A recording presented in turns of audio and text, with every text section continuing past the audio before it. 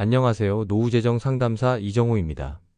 마트 계산대에서 생필품과 약품을 가득 담은 카트를 밀고 오신 분이 결제를 하는데 잔액 부족 알림이 뜨면서 당황스러워 하시는 모습을 자주 봅니다.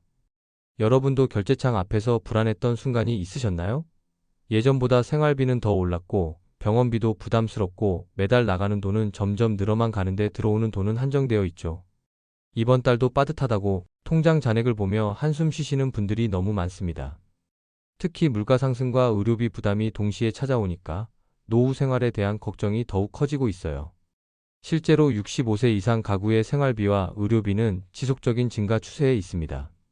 국민연금과 기초연금만으로는 생활비를 모두 충당하기 어려운 게 현실이에요.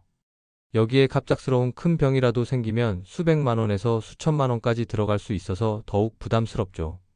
하지만 여기서 중요한 사실 하나를 말씀드리겠습니다. 혜택을 모르면 매달 수십만 원씩 손해를 보고 계실 수 있다는 거예요.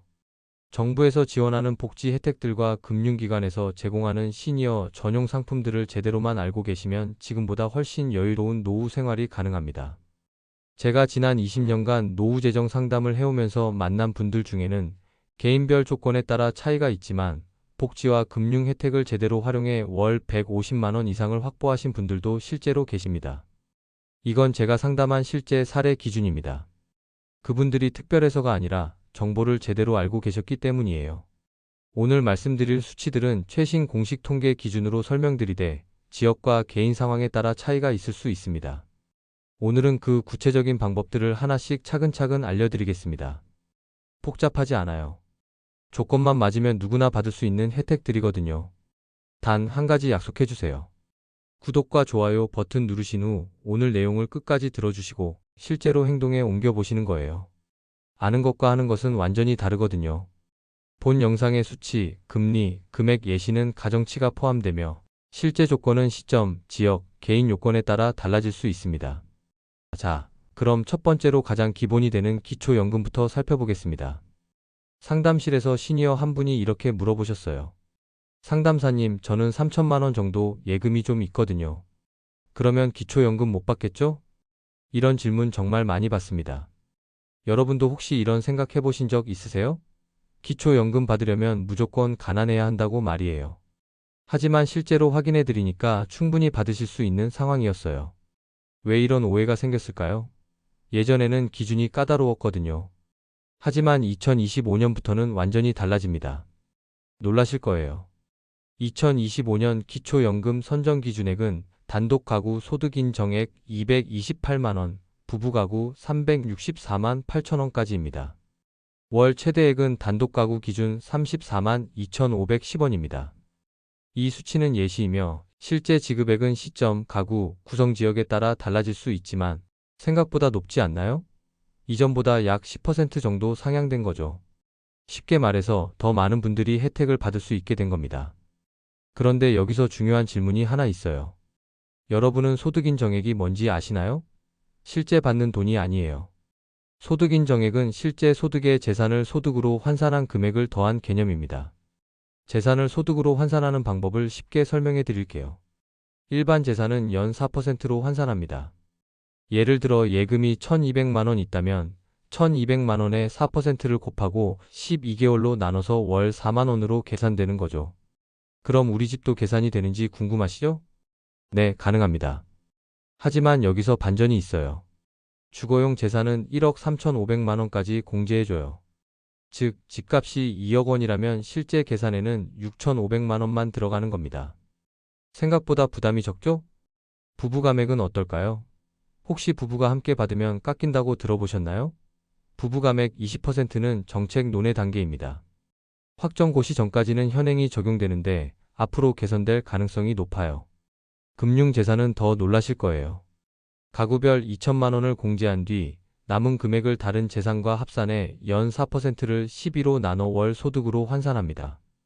이것도 지역과 가구 상황에 따라 실제 산정치는 달라질 수 있어요. 여러분도 궁금하실 텐데 실제로 계산하면 어떻게 될까요? 재산은 이렇게 계산해요. 집값에서 일정 금액을 빼고 빚이 있으면 또 빼고 예금은 2천만 원까지 공제한 뒤 남은 금액만 계산합니다. 그리고 그 금액의 4%를 12로 나눠서 월 소득으로 보는 거예요. 기본 재산액은 지역별로 달라 실제 금액은 거주지와 가구 상황에 따라 달라져요. 계산이 복잡해 보이지만 사실 핵심은 단순합니다. 예금은 연 4%로 집은 일정 금액을 빼고 남은 부분만 계산한다. 이 두 가지만 기억하시면 돼요. 실제 상담 사례를 하나 더 말씀드릴게요. 혹시 여러분도 비슷한 상황이실 수도 있거든요. 70세 김영희님은 아파트 시가 2억 원과 예금 5천만 원을 갖고 계셨어요. 저는 재산이 많아서 안 될 거예요 라고 하셨지만 계산해보니 어떨까요? 결과가 놀라우실 거예요. 아파트 시가 2억 원은 기본 재산액 1억 3,500만 원을 공제해 6,500만 원으로 계산하고 예금 5천만 원은 금융재산 공제 2천만 원을 빼 3천만 원으로 봅니다. 합계 9,500만 원에 연 4%를 적용해 12로 나누면 월 약 31만 7천 원 수준의 소득 환산액이 됩니다. 다른 소득이 없다면 어떻게 될까요? 수급 가능성이 높고 만액에 가까울 수 있습니다. 개별 산정치는 거주지와 가구, 재산 구성에 따라 달라질 수 있지만 포기하기엔 이르죠? 그럼 어떻게 신청하냐고요? 기초연금 신청은 생각보다 간단해요. 여러분도 쉽게 할 수 있거든요.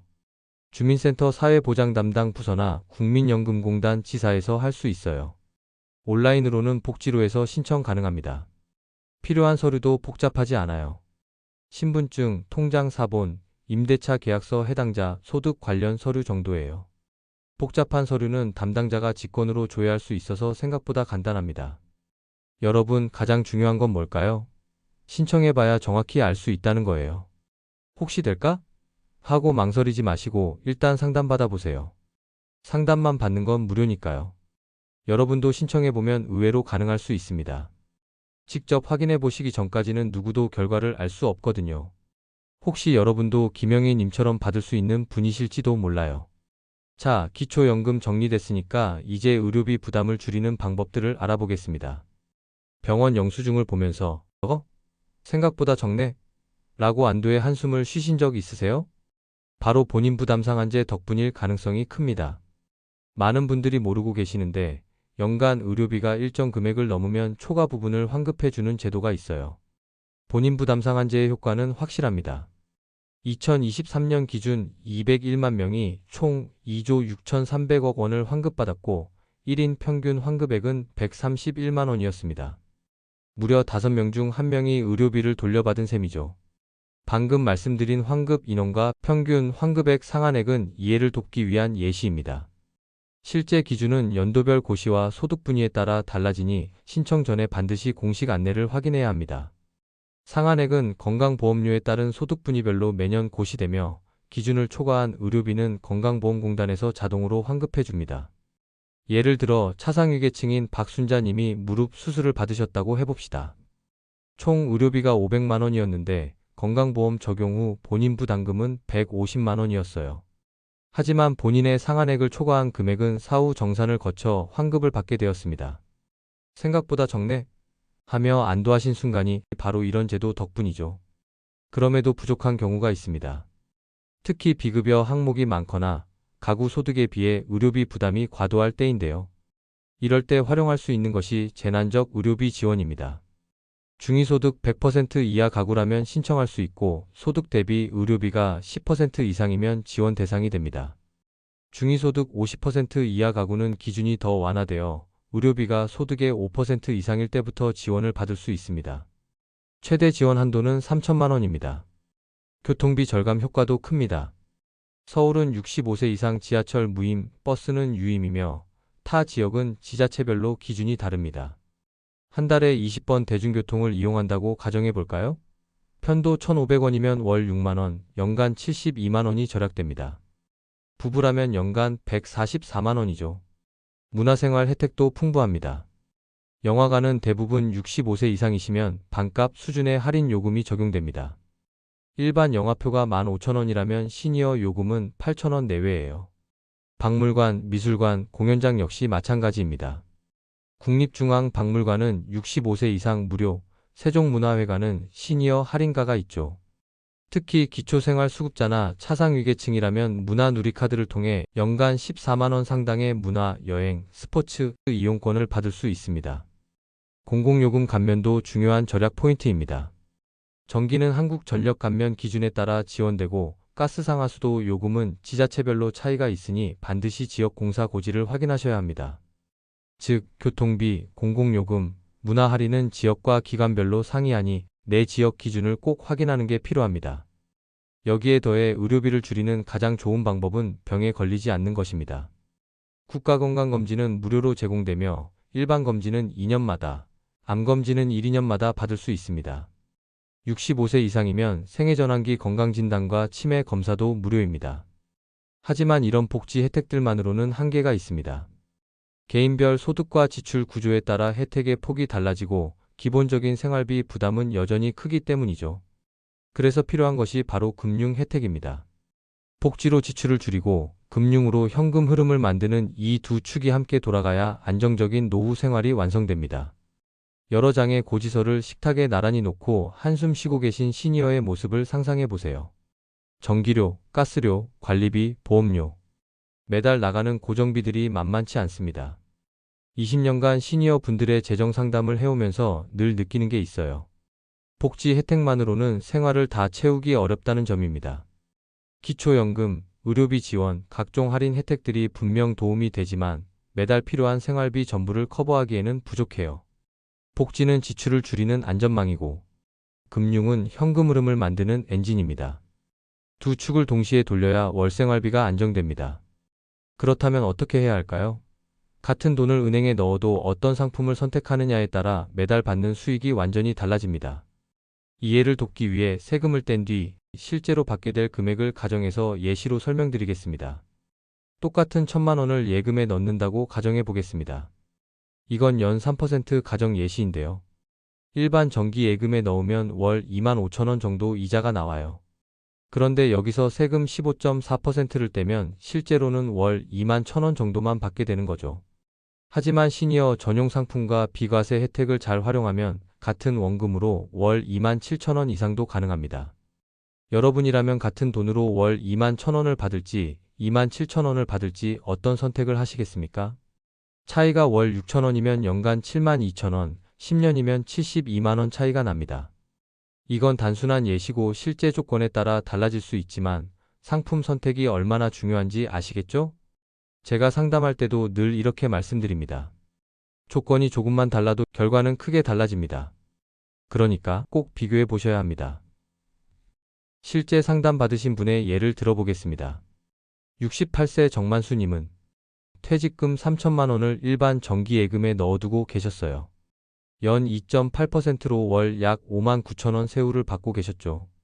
상담 후에 비과세 종합저축으로 바꾸고 시니어 우대 혜택까지 받으셔서 연 3.3%로 월 약 6만 9,900원 세후를 받게 되셨어요. 같은 원금으로 월 만원 이상, 연간 13만 원 더 받게 된 거죠. 진작 알았으면 좋았을 텐데 하시면서 아쉬워하셨어요. 복지는 생활을 지탱하는 기초이고 금융상품은 그 위에 추가로 쌓는 여유 자금입니다. 둘 다 놓치면 안 되는 거예요. 그럼 구체적으로 어떤 금융 혜택들이 있는지 알아보겠습니다. 첫 번째는 절세의 핵심인 비과세 종합저축입니다. 어제 상담실에 오신 김정자님이 이런 말씀을 하셨어요. 상담사님, 제가 예금 이자로 받은 돈에서도 세금을 떼더라고요.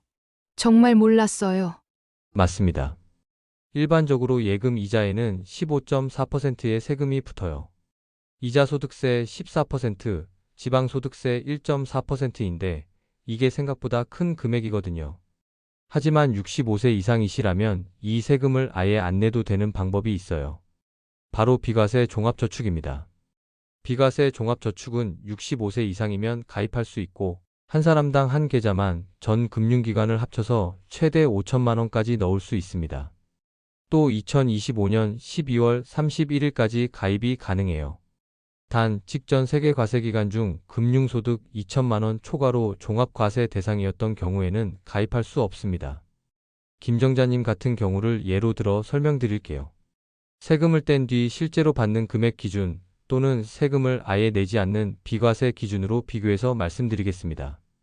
3천만 원을 은행에 넣으신다고 가정해 보겠습니다. 일반 정기예금 연 3% 가정금리라면 월 7만 5천 원 이자가 나와요. 그런데 여기서 세금 15.4%를 떼면 실제로는 6만 3천 원 정도만 받게 되는 거죠. 월 12,000원을 세금으로 내는 셈이에요. 헷갈리시면 이렇게만 기억하세요. 일반 예금은 세금을 떼고 비과세 종합저축은 그대로 받는다. 핵심은 이 차이입니다. 아, 그럼 비과세 종합저축은 어떻게 다른가요? 김정자님이 물어보셨어요. 비과세 종합저축은 65세 이상이시고 최대 5천만 원까지 넣을 수 있으며 여기서 나오는 이자는 세금을 전혀 안 내도 돼요. 같은 3천만 원, 같은 연 3% 가정금리라면 월 7만 5천 원을 온전히 다 받을 수 있는 거죠. 한 달에 약 12,000원 차이가 나고 1년이면 14만 4천 원이나 벌어집니다. 10년이면 144만 원이고요. 세금만 안 내도 이렇게 차이가 나는군요. 하시면서 김정자님이 놀라셨어요. 만약 비과세 종합저축 한도인 5천만 원을 모두 활용한다면 5천만 원을 연 3% 금리로 넣었다고 가정해 볼게요. 세금을 떼면 한 달에 약 10만 5천 원, 세금을 안 내는 비과세라면 12만 5천 원이 들어옵니다. 결국 한 달에 19,000원, 1년이면 23만 원이나 더 받는 셈이죠. 주의할 점도 있어요. 비과세 종합저축은 1인당 1계좌만 가능하고 5천만 원 한도를 초과하면 초과분에 대해서는 세금을 내야 합니다. 그리고 가입기한이 2025년 12월 31일까지라는 점, 금리나 세율은 시점에 따라 달라질 수 있다는 점도 확인해 보세요. 또 하나 팁을 드리면 은행마다 비과세 종합저축 금리가 조금씩 다릅니다. 시중은행은 보통 기본금리를 적용하지만 지방은행이나 상호금고는 우대금리를 추가로 주는 경우가 많아요. 하지만 금리만 보고 결정하면 안 됩니다. 예금자 보호 여부도 꼭 확인하세요. 비과세 혜택만으로도 충분히 매력적이지만 여기에 더해서 시니어 전용 우대 상품까지 활용하면 더 큰 혜택을 받을 수 있어요. 며칠 전 상담받으러 오신 75세 박순희 님이 이런 말씀을 하셨어요. 나이 들어서 좋은 게 뭐가 있나 했는데 은행에서 나이 많다고 금리를 더 줘요? 맞습니다. 나이가 들수록 몸은 불편해지지만 금융에서만큼은 나이가 축복이에요. 60세 이상, 65세 이상이시면 일반인들이 받을 수 없는 특별한 금리 혜택을 받을 수 있거든요. 시니어 우대 예금은 기본 금리에서 0.2%에서 0.5% 정도를 추가로 더 줍니다. 예를 들어 일반 정기예금 금리가 3%라면 시니어 우대 상품은 3.3%나 3.5% 가정금리를 받을 수 있어요. 같은 은행, 같은 기간인데도 나이만으로 더 높은 금리를 받는 거죠. 박순희님의 상황을 예로 들어 계산해 보겠습니다. 2천만 원을 1년 정기예금에 넣으신다고 했을 때 일반 정기예금 연 3% 가정이라면 월 4만 2천 원을 세후로 받으시지만 시니어 우대 정기예금 연 3.5% 가정이라면 월 4만 9천 원을 세후로 받을 수 있어요. 월 7천 원, 연간 8만 4천 원 더 받는 거죠. 고작 7천 원이야? 하실 수도 있지만 5년이면 42만 원, 10년이면 84만 원 차이예요. 더군다나 비과세 종합저축과 조합하면 세금도 안 내니까 더욱 좋고요. 더 흥미로운 건 요즘 나오는 특별조건부 우대 상품들이에요. 걸음수 적금이나 건강관리 적금 같은 것들 말이에요. 다만 이런 상품들은 은행과 시점별로 상이하고 조건 충족이 필수라는 점 기억하세요. 작년에 상담 받으신 72세 이철수님은 A상호금고의 건강관리형 적금에 가입하셨어요. 기본금리 3.2%에 시니어 우대 0.5%, 건강검진 받으시면 추가 0.2%, 매일 걸음수 8,000보 이상 걸으시면 추가 0.1%까지 받을 수 있는 상품이었어요. 이철수 시니어는 평소 산책을 좋아하시고 건강검진도 꼬박꼬박 받으시는 분이라 총 4.0% 가정금리를 적용받으셨어요. 월 50만 원씩 12개월 적금으로 가입하셨는데 만기 시 받은 이자가 일반 적금 대비 약 18만 원 더 많았어요. 운동도 하고 건강도 챙기고 돈도 더 받고 일석삼조네요. 하시면서 정말 기뻐하셨어요. 그럼 어느 은행이 제일 좋나요? 이것도 자주 받는 질문인데 시점마다 은행마다 조건이 다릅니다. 시중은행은 보통 우대금리가 0.2에서 0.3%포인트 정도지만 지방은행이나 상호금고는 0.5에서 0.8%포인트까지 주는 경우도 있어요. 하지만 금리만 높다고 좋은 게 아니에요. 우대금리는 조건 합산형이 많아 중도의 지율, 우대 조건 충족 가능성, 예금자 보호 여부를 반드시 함께 확인하세요. 특히 너무 높은 금리를 내세우는 상품은 조심해야 합니다. 정상적인 금융기관이라면 시장 금리와 크게 벗어나지 않거든요. 우대 조건도 너무 까다로우면 달성하기 어려울 수 있고요. 중요한 건 비교해서 선택하는 거예요. 내 상황에 맞는 조건인지 지속적으로 관리할 수 있는지를 먼저 생각해 보세요. 그렇다면 안전한 금융 거래를 위해 꼭 알아야 할 게 하나 더 있어요. 바로 예금자 보호 제도의 변화입니다. 뉴스 헤드라인을 보셨을 겁니다. 예금자 보호 5천만 원에서 1억 원으로 확대라는 소식이요. 예금자 보호 한도는 2025년 9월 1일부터는 한 사람당 한 은행에서 맡긴 원금과 이자를 합쳐서 최대 1억 원까지 보호됩니다. 예금보험공사, 그러니까 KDIC에서 보장하는 예금, 적금, 적립식 신탁만 보호되며 일부 신탁, 투자 상품은 보호 제외입니다. 한 은행에 1억 원을 넘는 금액은 초과분이 보호되지 않으니 분산 예치가 안전합니다. 이게 왜 중요하냐면 혹시 은행이 망하는 일이 생겨도 1억 원까지는 국가에서 보장해 준다는 뜻이거든요.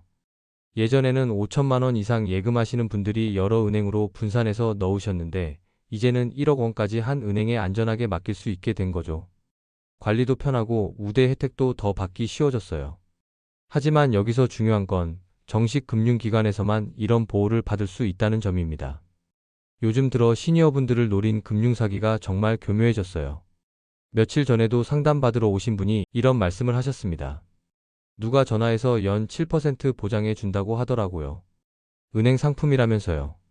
다음 세 가지가 보이면 즉시 의심해야 합니다. 첫째, 연 7에서 10% 보장, 원금 손실 없다 같은 말을 하면서 고수익을 확정해 준다고 하는 경우. 둘째, 개인 계좌로 돈을 보내라고 요구하는 경우.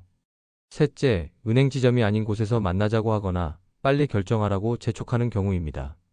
정식 금융기관의 지점이나 공식 앱 또는 인터넷 뱅킹으로만 거래하시고 의심되면 KDIC나 금융감독원에서 반드시 조회하세요. 금융감독원의 금융소비자 보호 포털 파인에서 금융회사 등록 현황을 확인할 수 있어요. 의심스러운 업체는 여기서 먼저 확인해 보세요.